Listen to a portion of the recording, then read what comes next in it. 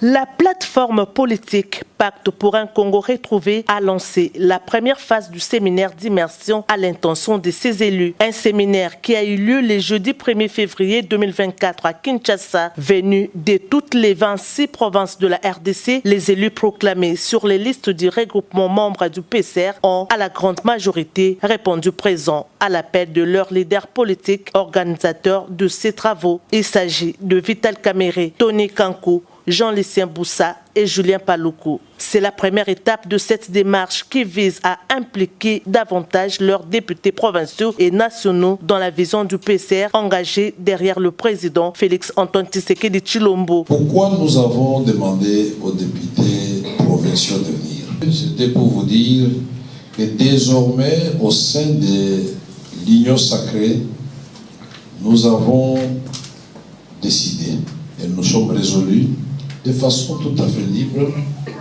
quand nous avons suivi les 6 points constituant la priorité du président de la République, déclinés dans son discours d'investiture au stade des martyrs, nous avons dit non, le président demande qu'on puisse l'accompagner. Fort de notre implantation sur le territoire national, nous allons de façon modeste apporter notre contribution. Nous ne voulons pas avoir des députés provinciaux qui ne sauront pas faire des édits de façon à ce que les édits qui sont faits là-bas et les lois qui sont faites ici puissent concourir au même objectif, celui d'avoir un Congo bien gouverné. Deuxièmement, nous ne voulons pas que les députés qui ont été élus ne puissent pas savoir qu'ils ont un pouvoir très fort entre leurs mains et qui vient directement du peuple.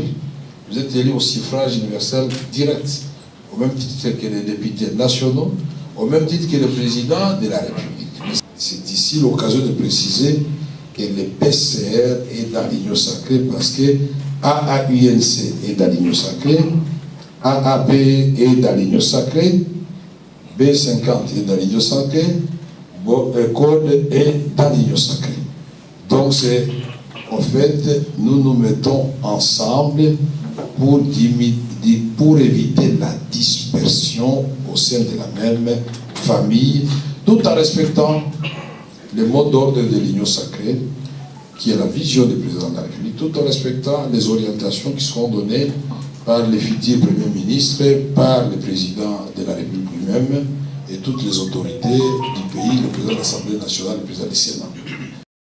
Le ministre de l'Industrie, Julien Paluku, chef du regroupement AB50, a appelé les députés provinciaux à s'approprier la vision du chef de l'État en focalisant leurs actions sur les 6 priorités du quinquennat qui doivent aussi être matérialisées dans leurs provinces respectives. Tout le monde veut vivre à Kinshasa parce qu'il n'y a pas, selon tout le monde, la vie en province. Pour moi, il faut créer la vie en province, c'est ce que nous disons, nous les techniciens de développement. Il faut créer la ville au village pour que ce qui était dans les villes supposées rentre dans les nouvelles villes.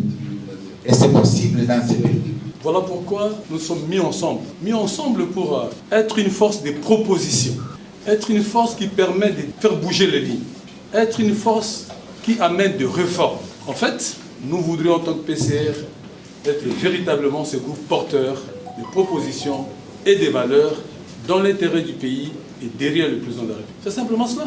Jean-Lucien Boussa, responsable de la plateforme Code, a appelé les uns et les autres à se mettre au service du président de la République pour lui permettre de matérialiser ses engagements dans l'intérêt de la population congolaise et l'émergence de la RDC.